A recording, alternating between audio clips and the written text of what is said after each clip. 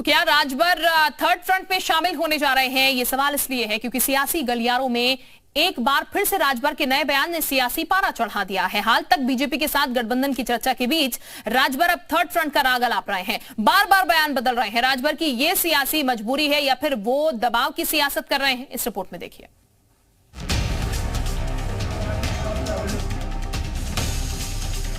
उत्तर प्रदेश की राजनीति में सुहेलदेव भारतीय समाज पार्टी के अध्यक्ष ओम प्रकाश राजभर का सियासी कद बहुत बड़ा नहीं है, लेकिन उन्हें सुर्खियां बटोरने और चर्चा में बने रहने में महारत हासिल है। सियासत में मोलभाव कैसे किया जाता है और किस तरह से रंग बदला जाता है, राजभर से बेहतर शायद ही कोई जानता होगा। आज वो किसके साथ खड़े हैं और कल किसके साथ खड़े होंगे, ये बात संभवतः ओम प्रकाश राजभर को खुद भी नहीं पता होगी।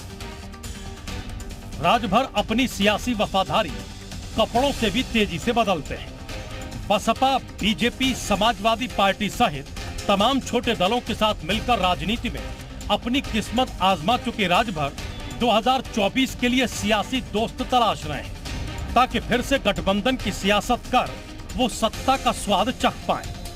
पिछले दिनों राजभर की बीजेपी से गठबंधन की खबरें चर्चा में रहीं। सीएम योगी और राजभर की मुलाकात भी हुई।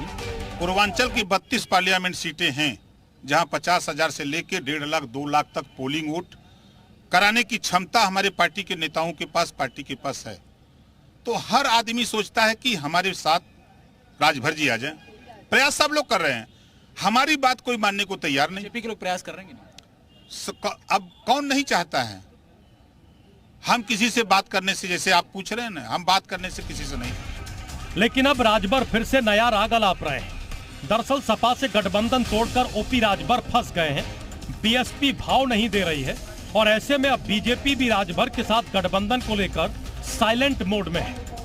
2024 के चुनाव में राजभर के लिए बड़ी सियासी चुनौती खड़ी हो रही है। बीच मझधार में फंसी नैया को निकालने के लिए राजभर अब थर्ड फ्रंट के मंत्र का जाप करते नजर आ रहे हैं। राजभर ने कहा कि अगर नीतीश कुमार, मायावती, जयंत चौधरी, अखिलेश यादव, राहुल गांधी यानी कांग्रेस एक मंच पर आते हैं तो वो उस गठबंधन में शामिल होना चाहेंगे, बीजेपी के साथ नहीं जाएंगे। मायावती जी, अखिलेश जी, सोनिया जी और नीतीश जी, जयंत जी, ये लोग इकट्ठा हो जाएं, एक मंच पे जिस दिन आने का ऐलान करें उस दिन हम भी इनके मंच पे खड़े नजर आएंगे। 2 घंटा पहले खाली हमको बता दें तो इन लोगों के पहुंचने से पहले मैं पहुंच जाऊंगा। ये गठबंधन हो जाए तो आपको बता रहा हूं कि उत्तर प्रदेश की 80 सीट में 75 प्लस होगा। राजभर के इस यू टर्न को लेकर अब बीजेपी असमंजस में फंसी है। राजभर के बदलते बयानों से सियासी पंडित भी चकित हैं। थर्ड फ्रंट में राजभर की भूमिका क्या होगी और अखिलेश राजभर को स्वीकार होंगे या नहीं, इसको लेकर भी कयासबाजियां शुरू हो गई हैं। गठबंधन को लेकर राजभर की यह सियासी मजबूरी है या फिर बीजेपी पर दबाव बनाने के लिए प्रेशर पॉलिटिक्स, ये भी बड़ा सवाल है। फिलहाल राजभर की इस फिल्म के क्लाइमेक्स का सबको इंतजार है। ब्यूरो रिपोर्ट, जी मीडिया। तो राजभर के बयान के 2 मायने हैं जो कि हम आपको ग्राफिक्स के जरिए बताते हैं। विपक्ष की एकजुटता का आवाहन क्यों हो रहा है वो हम बताने की कोशिश कर रहे हैं। इसके अलावा अगर हम आपको बताएं तो तीसरे मोर्चे की कवायद पर वार क्यों हो रहा है ये भी हम आपको बताएंगे। ये सब जो घालमेल है वो क्यों हो रहा है, तो विपक्ष को साथ लाना मकसद है, ये सबसे बड़ी बात। नीतीश का विकल्प बनने की कोशिश यहां पर की जा रही है। इसके अलावा अगर बात की जाए तो यहां पर विपक्ष के बहाने सुबह सुबह कल्याण प्लान है। तो ये राजभर के बयान के 2 मायने हम आपको बता रहे हैं। 75 सीटों का जीतना का नया फॉर्मूला एक तरीके से है। इसके अलावा यूपी में पूरे विपक्ष का साथ आना मुश्किल यहां पर है। तीसरे मोर्चे की कवायद पर यह वार है।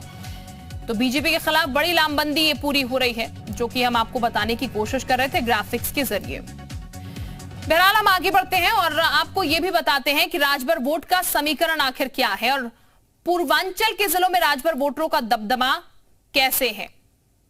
90 विधानसभा सीटों पर राजभर वोटर मजबूत। अवध में कई जिलों में भी राजभर वोटर मजबूत हैं। कई सीटों पर राजभर वोटर जो है हार जीत तय करते हैं। 2017 में सुबह सुबह का बीजेपी के साथ गठबंधन हुआ और ऐसे में 2017 में राजभर की पार्टी 4 सीटों पर जीती।